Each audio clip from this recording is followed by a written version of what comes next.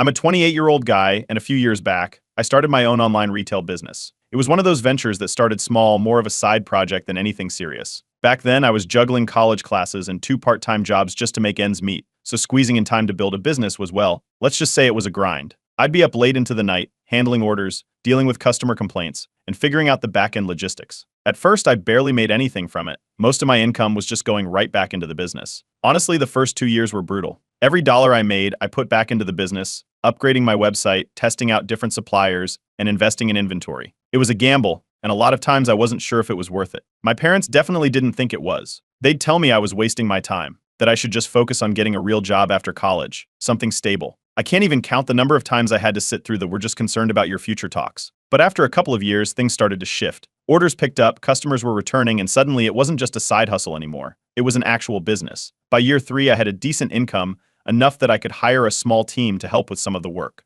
The long nights were paying off. I could see something tangible that I'd built from scratch, and there was this sense of independence that came with it. I didn't have to answer to anyone but myself, and I could make decisions without anyone second-guessing me. That freedom was probably the thing I valued most. Of course, now that things were going well, my parents suddenly started singing a different tune. Now they were proud of my entrepreneurial spirit, telling their friends and extended family about how I'd built this amazing business. It was a complete 180 from before. They'd bring it up at every family gathering, going on about how they'd always known I'd do well. I just smiled and let them talk. If that's how they wanted to remember it, fine. My younger brother, Eric, was a different story. He's 25, and to put it nicely, he hasn't exactly found his path in life yet. Since he graduated, he's bounced from job to job, trying out a dozen different things but never really sticking to any of them. Whenever things didn't work out, he'd go back to our parents and they'd bail him out, paying off his debts, covering his rent, that sort of thing. I've always gotten along with Eric, but it's pretty clear he's not interested in the same things I am, especially when it comes to hard work. A few weeks ago, my parents came to me with what they called a great idea. They said, it would be really good for Eric if he could join your business. According to them, my business would be the perfect environment for him, stable, family-run, and something that would give him the guidance he supposedly needed. They framed it as if I'd be doing him a favor, giving him a fresh start and a chance to learn from his big brother. I didn't know what to say. My gut reaction was no. My business was finally running smoothly, and I knew Eric wouldn't be a good fit. He's not exactly known for his reliability, and the last thing I wanted was to bring family drama into a place that I'd worked so hard to keep professional. But my parents weren't having it. They kept pushing, saying that family should support family, and that it was basically my duty to help Eric find some stability. Meanwhile, Eric acted like it was a done deal. He didn't even seem excited or grateful, just assumed that because we were family, I'd obviously say yes. At one point, he even made a comment like, "It's just a family business, right? It's not like you need some top-level executive." I couldn't believe it. This business was my life's work, and he was treating it like a casual job he could just slip into. Then, the pressure started ramping up. My parents began sending me these long, guilt-trippy messages. Stuff like, Eric really needs this, and we've done so much for you, we don't ask for much in return. It was a new level of manipulation, and honestly, I wasn't prepared for it. They'd always been supportive in a general, background kind of way, but I didn't expect them to push so hard. My friends were my sounding board through all of this. I'd vent to them, and they kept reminding me that I didn't owe anyone a spot in my business, especially if it could hurt what I'd built. They encouraged me to keep my boundaries, warning that once family gets involved, things can get complicated fast. I knew they were right, but it was still hard to shake the feeling that I was somehow being ungrateful or selfish by refusing. So here I am, caught in this mess. I know I need to make a decision soon. Do I give in to keep the peace, risking everything I've worked for? Or do I stand my ground and deal with the fallout? Part of me knows what I have to do, but facing off against family isn't exactly easy. Update 1. After a lot of back and forth in my head, I decided to stand firm and politely refuse my parents' request. I told them that while I understood they wanted to help Eric, the business needed reliable and dedicated people to keep growing. I explained that every team member contributed to making things run smoothly, and I couldn't risk that balance with someone who wasn't fully committed. I tried to say it all as carefully as I could, hoping they'd see it from my side. That hope was short-lived. My parents didn't take it well. Almost immediately, they started throwing around words like selfish and ungrateful. According to them, after everything they'd done for me, I was now too proud to help my own family. They framed it like I was abandoning Eric in his time of need, refusing to offer him a chance. I felt cornered, but I stayed firm, repeating that the decision wasn't personal, it was about the business. Eric, on the other hand, didn't take it quietly. He seemed more annoyed than hurt, saying I was a control freak who didn't know how to trust family. He made a few digs about how I clearly thought he wasn't good enough to join the business, and he threw in that if it weren't for me, he'd probably have a good job by now. His indifference from before had vanished, replaced with some weird entitlement, like he was owed this job just because we were family. It felt like nothing I'd said mattered. He wasn't listening, he just wanted in. The next day, my parents called me, and this time, their approach was different. They didn't outright tell me what to do, but there were hints, a lot of hints. My mom mentioned how they'd been helping me out all these years, how they'd supported me through college, covered emergencies, and even paid part of my rent when times were tough. It was one of those "we did this for you" conversations, loaded with enough guilt to make anyone feel bad. They didn't say it directly, but the implication was clear: they wanted me to reconsider, or they might start pulling back their support. I started second-guessing everything. Was I really being too rigid about this? Maybe I was overthinking the risks. My parents kept bringing up that it was just one role, and that having Eric around could be beneficial. But every time I thought about him joining, I remembered how much I'd fought to make this business run smoothly, and the headache it would be to train someone who wasn't committed. My friends were the ones who kept me grounded. They reminded me that I'd worked too hard to put it all on the line just because my family was guilt-tripping me. A few of them had been with me from the start, back when I was doing everything alone, so they understood what it had taken to get here. They told me that just because it was family didn't mean I had to sacrifice my business for them. "You don't owe anyone a job," one of them kept saying. I nodded along, but the doubt was still there. Then, things took another turn. My parents hinted they might withhold certain assets they'd set aside for me if I didn't consider hiring Eric. I knew they'd helped me out in the past, but this felt different. It felt like they were using my hard work as leverage to force me into a decision. I'd never imagined my own family would put me in a position like this. Feeling the pressure, I wondered if there was any role I could give Eric that wouldn't jeopardize everything I'd built. Maybe a temporary role, something minor that wouldn't let him meddle too much. I spent hours thinking it through, trying to figure out if there was a safe compromise. Finally, I came up with the idea of offering him a paid internship. I figured it was something he could handle, and if he showed dedication, maybe we could discuss a bigger role down the line. But when I approached Eric with this offer, he brushed it off. He actually looked offended, like I'd insulted him. He told me it was ridiculous that I'd offer him something so demeaning, as if he were a stranger trying to break into the field. He made it clear that he expected a more serious position, something that gave him real authority. At that point, I could feel my patience slipping. Then came the flood of messages. My parents ramped up their efforts, blaming me for tearing the family apart. They kept saying that if I just let Eric join, everything would be fine, that I was the one causing this division by being stubborn and prideful. Every text, every call was the same: emotional appeals, constant reminders of how family comes first. Suddenly, family gatherings became tense. I started dreading the idea of showing up, knowing I'd be the center of all this drama. But I made a decision. If keeping my family happy meant risking everything I'd worked for, I wasn't willing to make that trade. I realized I couldn't let my business, the one stable thing I'd created, be compromised, even if it meant disappointing my parents and dealing with the fallout. For now, I'd set my boundary, and I'd stand by it. Update 2. After holding my ground, things went from private family drama to a full-on mess that seemed to involve everyone with my last name. My parents, apparently frustrated by my refusal, didn't keep things to themselves. Soon enough, I started getting messages and calls from extended family, cousins, aunts, uncles, basically everyone. They'd reach out with the same line: "Why won't you help Eric?" It seemed my parents had painted a picture where I was the bad guy, refusing to give my brother a chance out of sheer pride. Most of these calls weren't from people who even knew the full story. My aunt, who lives 2 states over and rarely speaks to me, suddenly reached out with a long-winded message about how family should always support each other. Another cousin called to tell me he'd heard that Eric was devastated and struggling because of my decision. They kept saying how family businesses are supposed to be open to family and that I was wrong for keeping him out. Hearing all of this from family members felt like another level of betrayal. I'd tried to keep things private, hoping my parents would understand my perspective, but they'd gone out and spread the story in a way that made me look selfish and ungrateful. I could see how quickly this was getting out of hand. Worse, I started to worry that the drama could spill over into my professional life. My business had a reputation to uphold, and I knew that even the smallest rumor could damage client trust and make my team uncomfortable. I'd worked hard to create a solid image for the business, and this was the last thing I needed. In the middle of all this, my parents doubled down on the emotional pressure. They told me that Eric was taking my refusal hard, apparently isolating himself and feeling hurt because I wouldn't support him. They made it sound like I'd completely turned my back on him. The guilt tripping was intense, and they weren't holding back on making me feel responsible for his supposed downward spiral. They even hinted that I was tearing the family apart over a simple decision. In an attempt to find middle ground, I reached out to Eric with a new idea: freelance work. I thought if he could handle a few small projects here and there, it might give him a sense of the work without risking too much. I kept it simple, a few tasks he could try out on his own schedule. But when Eric finally did try one, it didn't go well. He made mistakes, big enough that they cost me money and time to fix. He showed up late, missed deadlines, and when he did show up, his work wasn't up to the standards I'd set for the business. After he botched one of the projects, I decided it was time to have a serious talk with him. I confronted him about his attitude and his lack of commitment, but he just brushed it off, saying that I was making too big a deal out of things. He seemed to think he could show up and do whatever he wanted without consequences. To him, it was just a family business, as if that somehow excused everything. When my parents found out about this confrontation, they accused me of being too hard on him. They said I needed to be more understanding and that he was just getting started. They argued that family businesses are supposed to be supportive, even when someone's learning. Apparently, I was supposed to lower my standards to make things easier for him. Meanwhile, my team started noticing the tension. A couple of my employees pulled me aside to ask if everything was okay. They'd noticed the stress I was under and mentioned that the drama seemed to be affecting the work environment. It was embarrassing, to say the least. The last thing I wanted was for my personal life to interfere with my business, but it was becoming impossible to keep things separate. I knew I had to make a choice. either let my family continue to interfere or draw a hard line. So I made a decision. I decided to cut out all family influence from the business entirely. I sat down and drafted a long email to my parents, explaining that I needed clear boundaries around my business. I told them that I respected their opinion, but that the business was something I'd built from the ground up, and I wasn't willing to compromise it. I explained as plainly as I could that Eric simply wasn't a fit for the role, and this was my final decision. Not long after sending the email, I received a furious reply from Eric. He called me selfish and self-important, saying I'd let the business go to my head. According to him, I'd forgotten where I came from and lost sight of family loyalty.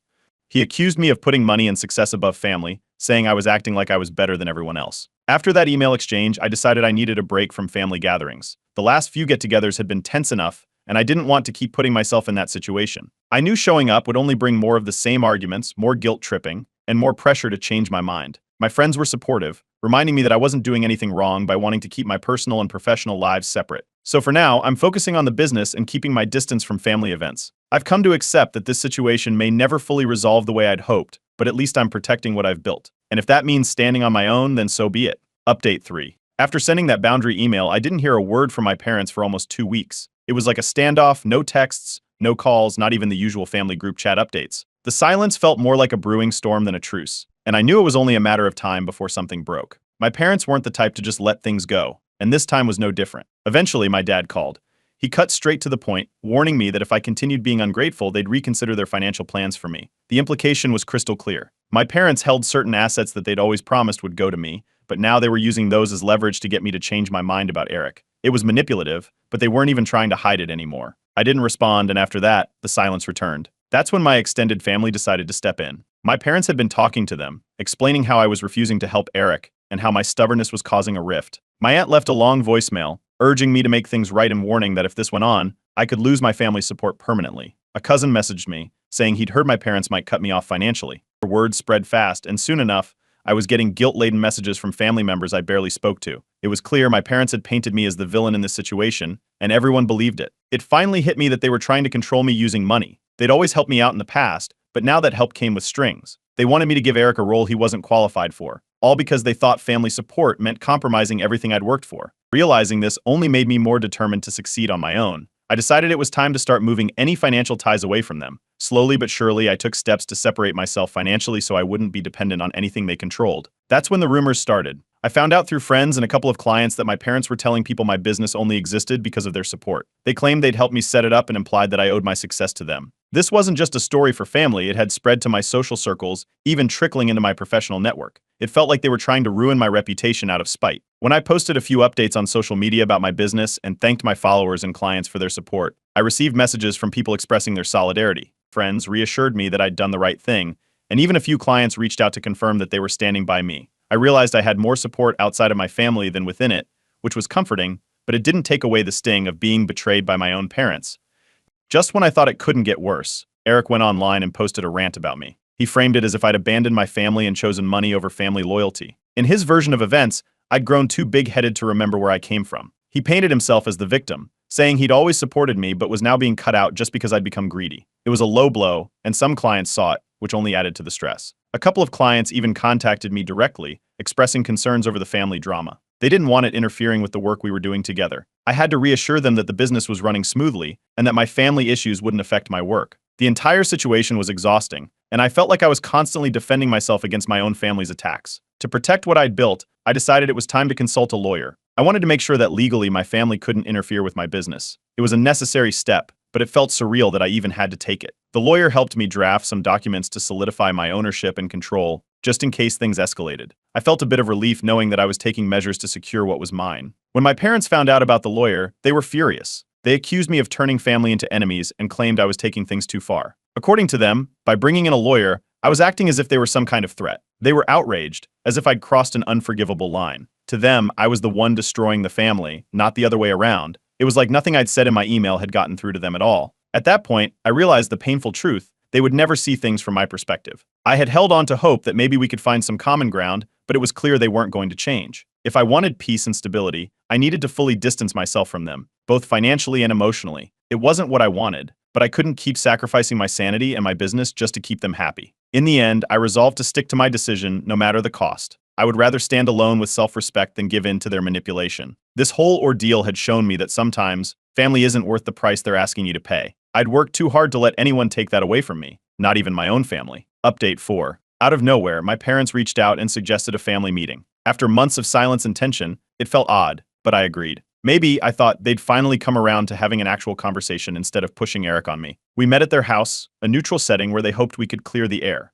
At first, they approached things carefully, talking about how they missed having a close family. They suggested that if we could find a compromise, all of this could be behind us. Then, they got to the main point. They wanted me to create a new, simple role for Eric, something without too much responsibility, but enough to make him feel part of the business. They presented it as an easy fix to the family issues, saying it would show unity and give Eric the support he needs. The suggestion felt like a slap in the face. I'd already set my boundaries and explained why it wouldn't work, but they were acting as if this was some harmless tweak. When I refused, firmly stating once again that the business was staying separate from family, they shifted tactics. My parents started talking about family loyalty, how we'd always supported each other, and how traditions mattered. They made it sound like my decision was tearing the family apart, not Eric's lack of accountability or work ethic. I took a breath, reminded them about the email I'd sent, and calmly reiterated that the business had to stay a separate part of my life. They weren't happy, but I could see they weren't giving up either. Then, Eric jumped in.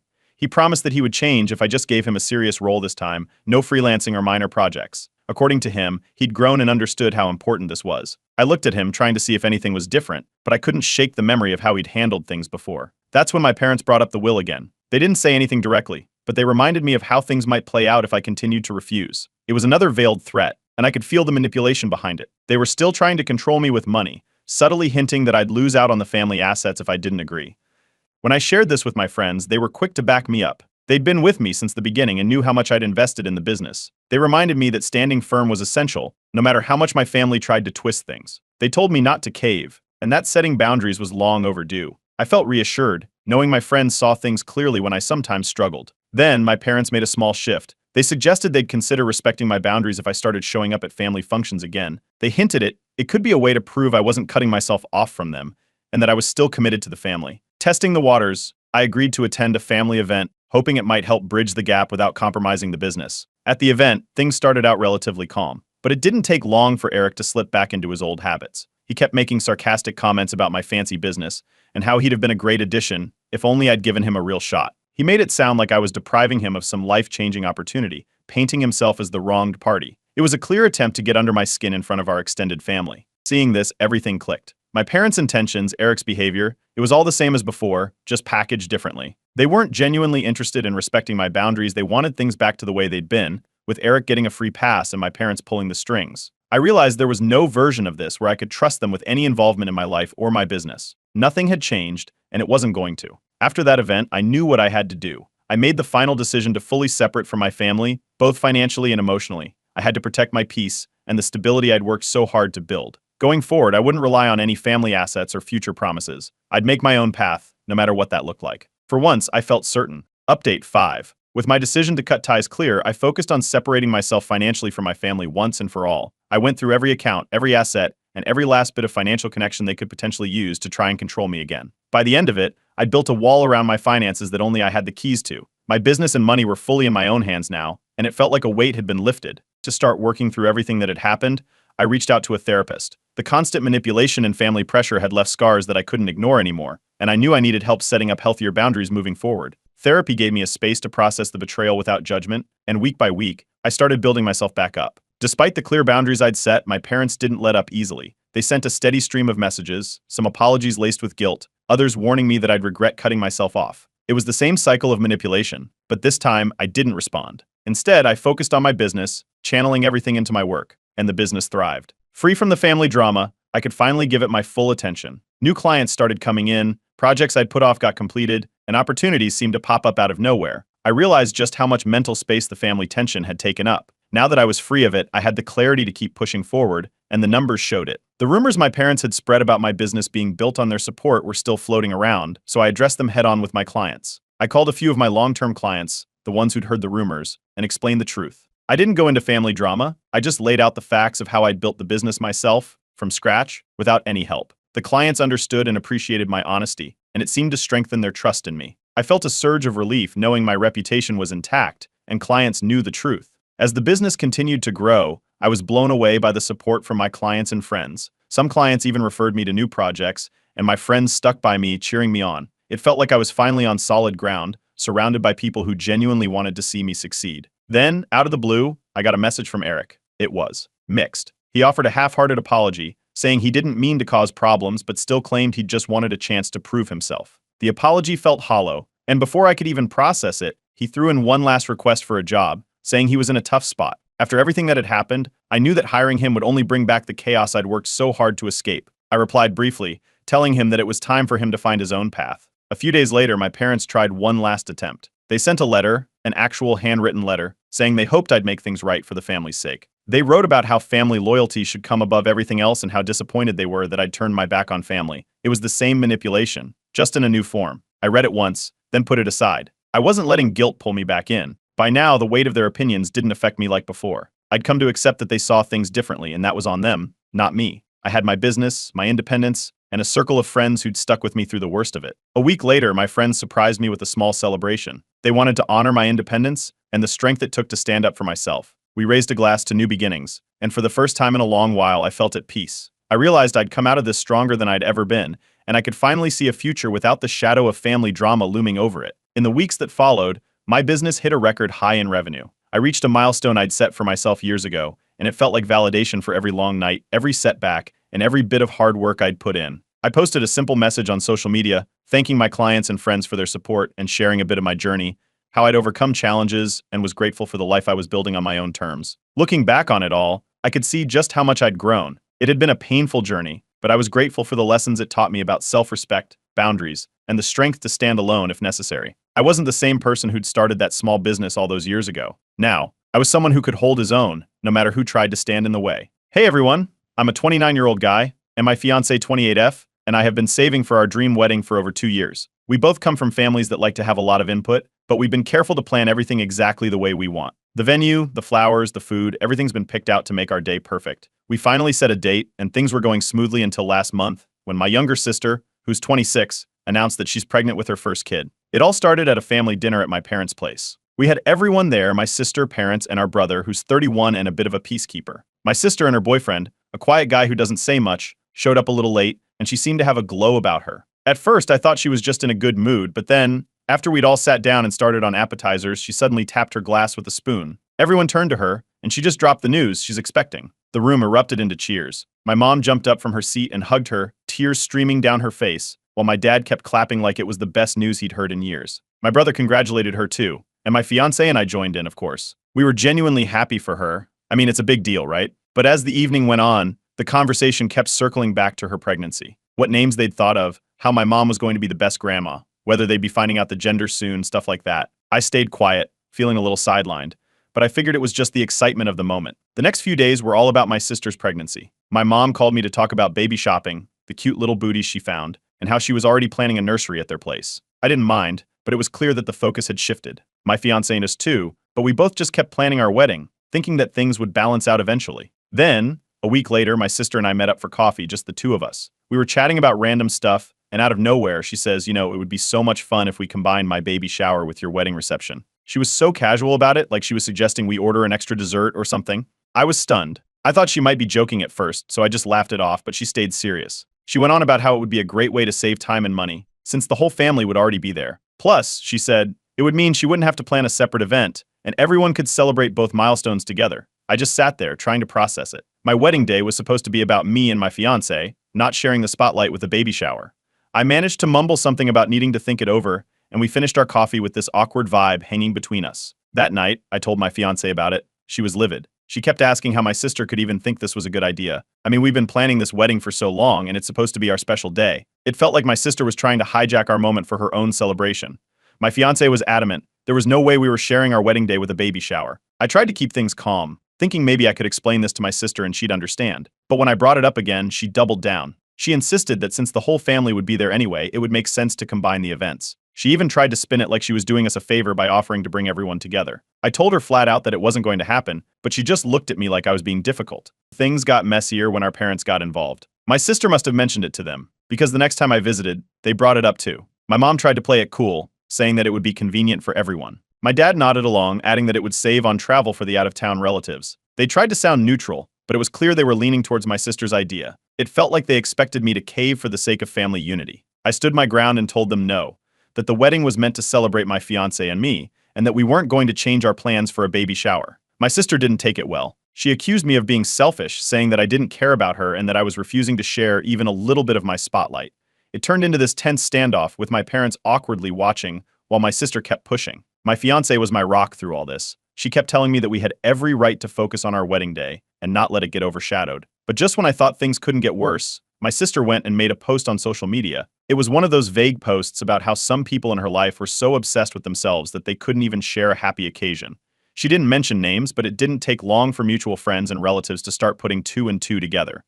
Suddenly, I was getting calls from aunts, uncles, and cousins, all asking me why I wouldn't let my sister have her baby shower at our wedding. Some of them said it would be a lovely way to bring the family together, while others just hinted that I should be more understanding. It was like this whole thing had snowballed into a full-blown family drama, and my fiancé and I were stuck right in the middle. We just wanted a wedding that celebrated us, but instead, it was turning into a battle over whether or not I was being unreasonable. The stress started to build up, making what should have been a joyful time feel more like a headache. So I turned to Reddit, hoping that maybe, just maybe, I could get an outside perspective on whether I was the jerk here or if my sister was asking for way too much. Update 1. After my first Reddit post, the response was overwhelming. Most of the replies were in support of me standing my ground. People were sharing their own stories of family boundaries, and many said I was right not to let my sister hijack our wedding day. There were a few comments suggesting I could compromise, but the majority agreed that our wedding should stay focused on us. It was kind of a relief to hear that, but things only got messier after that. My sister somehow found the post. I guess one of our mutual friends saw it and shared it with her, or she was just lurking on Reddit herself.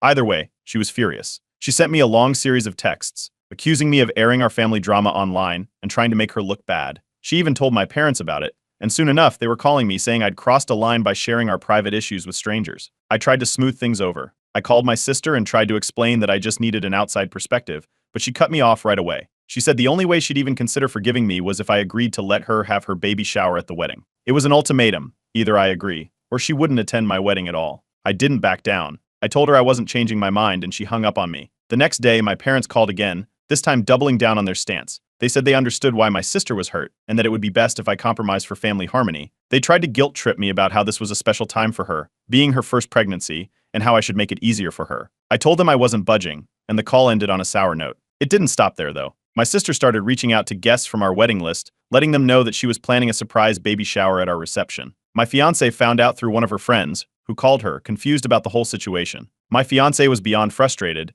and we had to spend the evening making more calls, clarifying that no such event was happening at our wedding. At this point, my fiancé suggested we cut off contact with my sister until after the wedding. I wasn't sure if I wanted to go that far, but then my sister made things even worse. She called me, crying, saying that I was ruining our sibling relationship and that all she wanted was for her baby and my future kids to grow up close. She kept saying that I was the one pushing her away, not the other way around. I stayed firm on my decision, but it felt like she was trying to make me the bad guy here. A couple of days later, my parents called with yet another bombshell. They told me that if my sister wasn't going to be at the wedding, they might not attend either. They said they didn't want to take sides but felt it wouldn't be right for them to be there if she wasn't. I couldn't believe it. I told them they were welcome to skip if that's how they felt, but it was their choice, not mine. The conversation got heated, and we left it there. Meanwhile, my brother called me separately. He told me he thought the whole situation was ridiculous, and that he had my back. He'd seen the drama on social media and thought my sister was being unreasonable. It was a relief to hear at least one person in the family had some common sense. He even told me he was planning to confront my sister directly if she kept this up, but I told him to stay out of it. The last thing I needed was more fuel on this fire.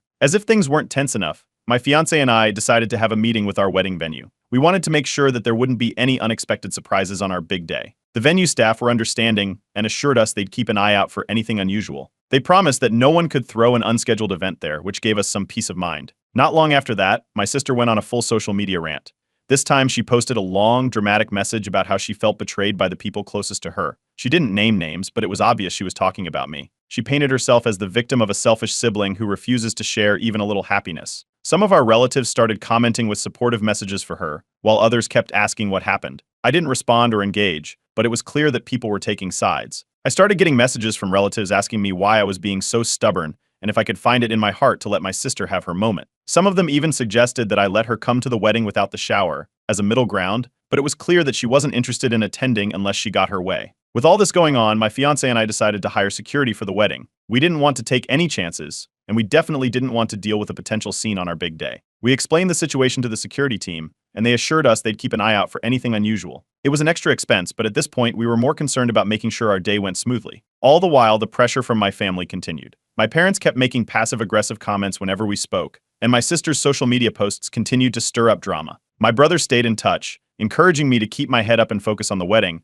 but it felt like we were fighting a losing battle with the rest of the family. Despite everything, my fiancé and I tried to keep our spirits up. We were determined to have the wedding we'd planned, even if it meant some people might not show up. And I kept checking back on my original Reddit post, reading through the supportive comments and reminding myself that we weren't the ones being unreasonable here. But with every new twist in the drama, I couldn't help but wonder what else my sister might have up her sleeve. Update 2. After all the back and forth, my fiancé and I made a tough decision. We decided not to send a wedding invitation to my sister. It wasn't a choice we made lightly. We had hoped things would calm down, but with her trying to turn the wedding into a surprise baby shower and stirring up drama with our relatives, we felt like we had no other option. We finalized the guest list, double-checked the names, and sent out the invitations. My sister's name wasn't on the list. It didn't take long for her to find out. One of our mutual relatives, an aunt who was always in the loop, probably mentioned that she had received her invite. My sister called me furious, using every insult she could think of. She called me a heartless, accused me of tearing the family apart, and claimed I was punishing her for being excited about her pregnancy. She made it sound like I was doing this out of spite,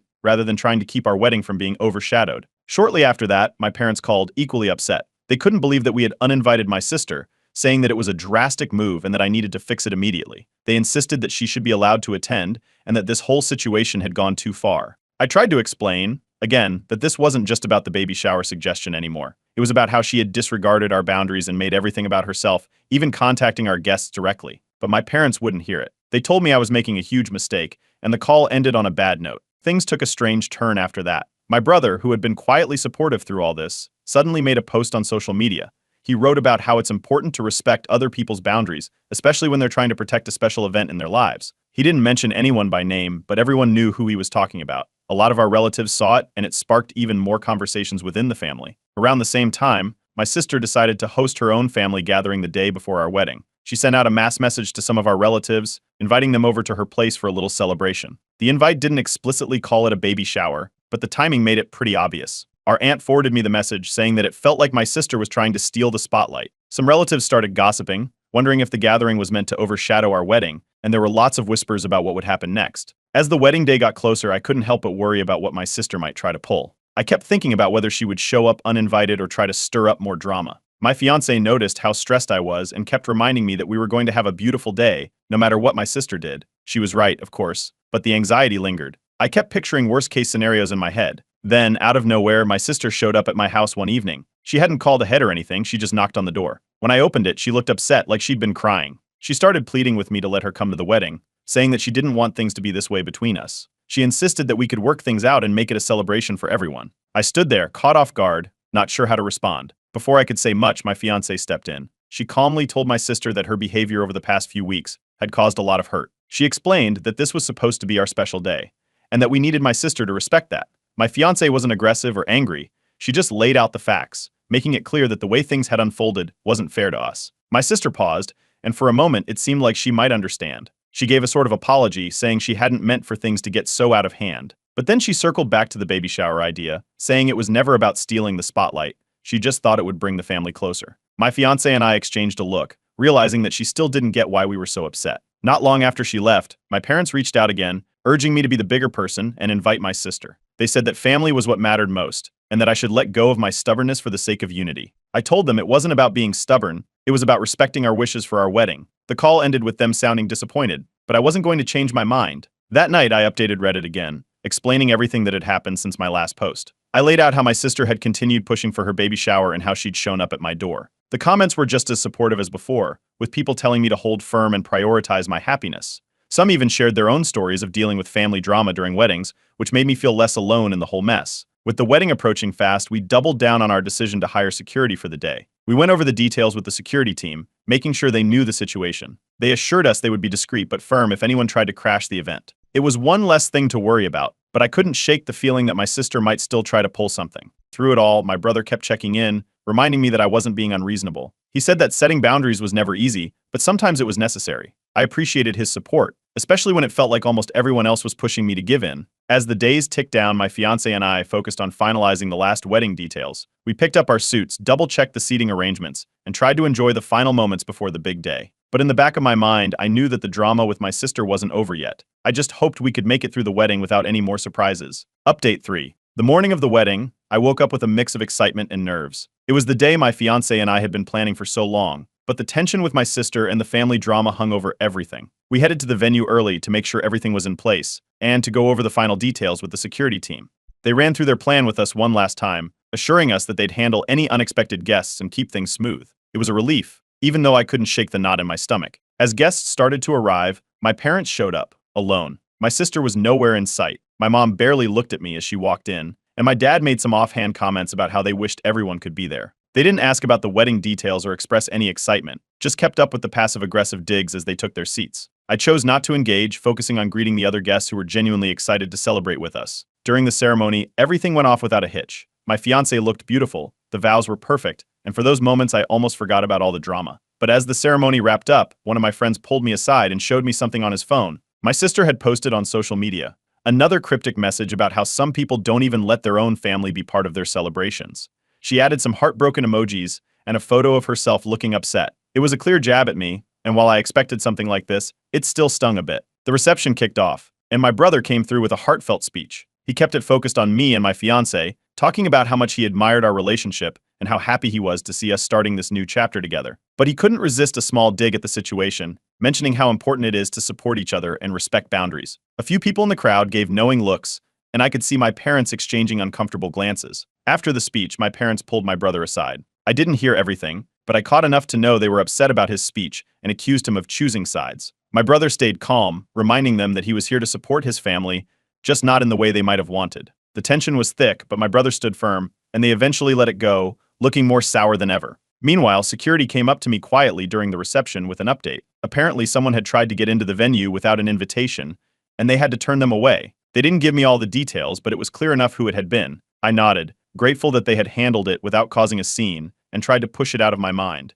My parents decided to leave the reception early, claiming that they weren't feeling well. They barely said goodbye as they left, making sure to walk out with expressions that could freeze the room. I watched them go, feeling a mix of relief and disappointment. I knew it would be like this, but it still hurt to see them walk away from what should have been a happy moment. Despite all that, my friends made sure the night stayed upbeat. They surrounded us with love and laughter, reminding us why we'd been so excited about this day in the first place. My fiancé's friends gave some great toasts, and a few of my own buddies shared funny stories about our early days together. It helped take the edge off the family tension, and for the first time in a while, I felt like I could just enjoy the moment. Then, as if on cue, my phone buzzed with a message from my sister. It was a long, emotional text blaming me for ruining our relationship and accusing me of shutting her out. She went on about how I'd put my pride before family and how I'd pushed her away when she was trying to build bridges. She threw in a few more jabs about how everyone was on her side and how she hoped I was happy with how things turned out. I read through the message once and then locked my phone. There was no point in responding, not then, not on my wedding night. The rest of the night went much better. My fiancée took the mic for her toast, turning the focus back to us. She talked about our story, how far we'd come, and how excited she was for the future. It was simple, heartfelt, and everything I needed to hear. The guests raised their glasses, and we clinked ours together, sharing a moment that was truly ours.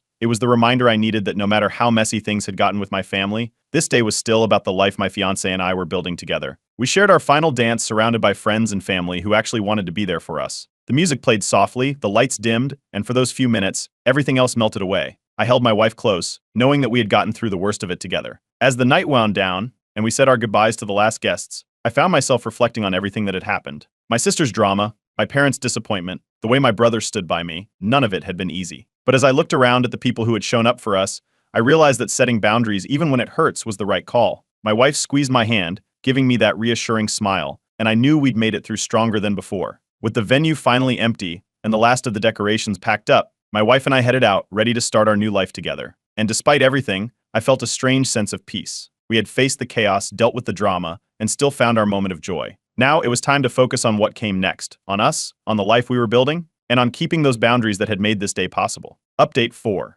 After the wedding, my wife and I headed off on our honeymoon. We'd planned it as a way to unwind, to finally enjoy some time together without the stress and drama that had been hanging over us for weeks. The plan was simple: unplug, explore a new place, and focus on each other. We left all the family chaos behind, or at least that's what we thought. About 3 days into our trip, my phone buzzed with a message from my mom. She kept it brief, but mentioned that my sister had experienced some pregnancy complications. It wasn't anything serious, but enough to make my parents worry. My mom threw in a line about how this was a difficult time for my sister and how it might be good for the family to come together before things got worse. I didn't respond right away, not wanting to bring the tension back into what was supposed to be our escape. But the news sat heavy, lingering in the back of my mind. My wife noticed right away that something was off, so I told her about the message. She listened and then suggested that we focus on our trip for now. She pointed out that it wasn't wrong to feel for my sister, but that rushing to fix things might put us right back in the situation we'd tried so hard to get away from. She was right, and I appreciated her calm logic. We agreed to revisit the topic after we got home and had time to really think about how to handle things.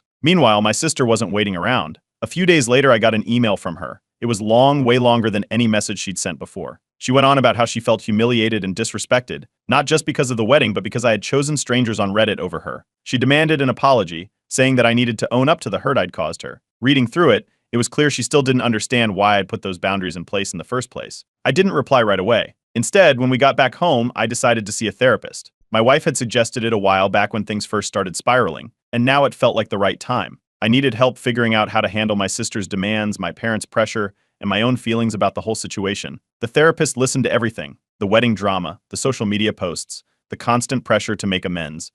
After a few sessions, the therapist gave me some solid advice. Don't rush into reconciliation just because it's what others want. She said that setting boundaries is a way to protect my mental health, and that I should only reach out when I felt ready and could do so without feeling forced. It made sense, and I felt a little more grounded after hearing it. Not long after, my brother reached out. He'd been dealing with his own share of pressure from my parents and my sister. They'd been leaning on him, trying to convince him to talk me into apologizing and smoothing things over. But he wasn't budging. He told me he still thought I'd made the right call, that my sister's behavior had been out of line, and that my parents needed to accept that. It was reassuring to have him in my corner, especially when it felt like everyone else was piling on. Armed with my therapist's advice and my brother's support, I finally sat down and wrote a reply to my sister. I kept it calm and to the point. I explained that I wasn't going to apologize for setting boundaries, that I needed space after how she'd treated me, and that while I hoped we could mend things someday, it wouldn't happen under pressure. I hit send, half expecting an immediate response, but it never came. Days went by, then weeks, and there was only silence from my sister. She didn't follow up with more emails or texts.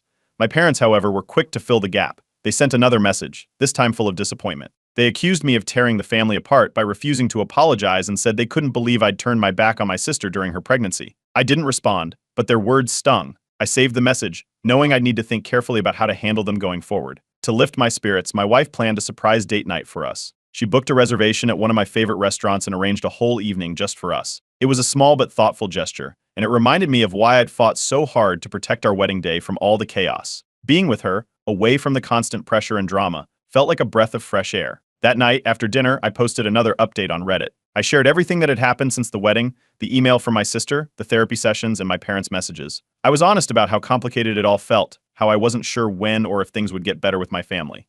The responses poured in, with people telling me I'd done the right thing by standing my ground and that sometimes protecting your own peace has to come first. Some users shared their own stories of strained family relationships, while others just offered words of encouragement. A few even suggested that it might take time for my sister and parents to see things clearly, and that I shouldn't feel guilty for focusing on my own happiness. It was reassuring knowing I wasn't alone in dealing with messy family dynamics. For now, I'm taking it one day at a time. I've kept my distance from my sister, and my parents haven't brought up the situation again, though I know the tension is still there. My brother and I stay in touch regularly, and he's been a real support through all of this. I don't know what the future holds, but I'm starting to accept that it's okay not to have all the answers right away. For now, I'm focused on building a life with my wife, one where we set the terms of how we let others into our lives. Update 5. After the honeymoon, my wife and I were ready to settle into our new life together. We came back feeling refreshed, hoping to put the family drama behind us. It didn't take long for reality to catch up, though. The moment we got home, I found messages from my parents and updates from relatives about my sister's ongoing social media posts. It was like we'd never left, but this time, I felt more prepared to handle it. My brother invited us over for a family dinner soon after we got back. It was just supposed to be us and him, no sister, no drama.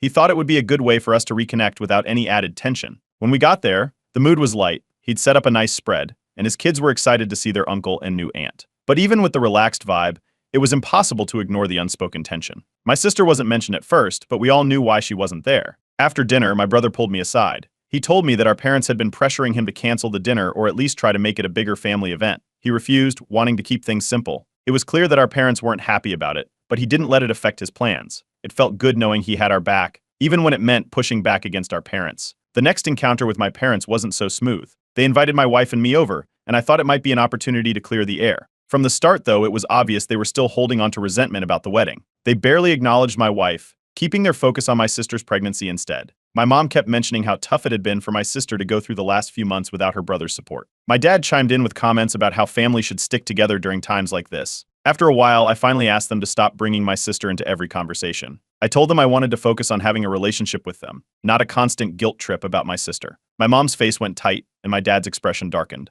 My mom called me cold-hearted, saying that I'd turned my back on my own sister and family. My dad joined in, accusing me of putting my wife before my real family. Things were getting heated, but my brother, who had tagged along, stepped in. He reminded our parents that they'd been pushing my boundaries for months and that my sister's actions had been out of line. He didn't raise his voice, but he made his point clear. My parents didn't take it well. My mom muttered something about how she didn't recognize us anymore, and my dad looked like he was biting back more complaints. They went quiet after that, and we left soon after with a strained goodbye. Meanwhile, my sister's baby shower happened around the same time. She hosted it at her place, and although she didn't invite me, plenty of relatives who attended filled me in on the details. The timing and guest list felt like a statement. She invited a lot of people who had been at our wedding, and some relatives even called me afterward, gossiping about how it seemed like she was trying to outshine our event. They shared stories about how she'd framed the whole day, making it clear that she felt hurt and isolated. I didn't respond to the gossip, but it was clear that her version of events was spreading through the family grapevine. Her social media posts didn't stop either. She kept posting vague messages about how it's tough when family doesn't support you in your most important moments.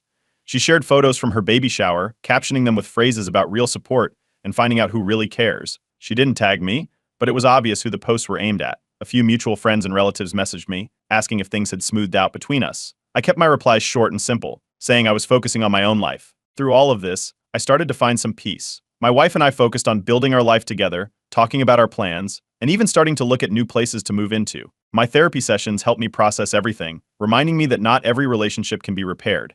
And that's okay. I learned to accept that my parents and sister might not see things from my perspective, and that their choices didn't have to dictate my own. That realization made the silence from my sister easier to bear. Then, a few months after her baby was born, my parents reached out again. They apologized for some of their harsher words, saying they hadn't meant to hurt me, though they still felt I could have been more understanding of my sister.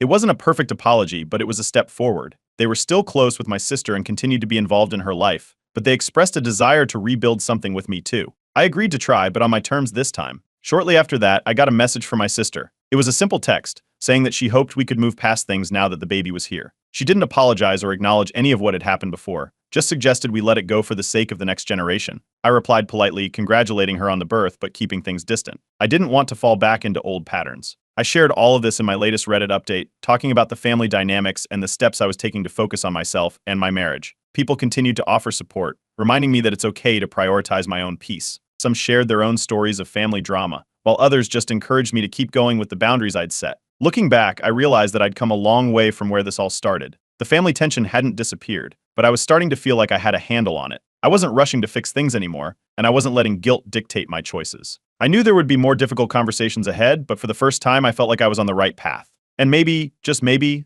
things would continue to get better from here.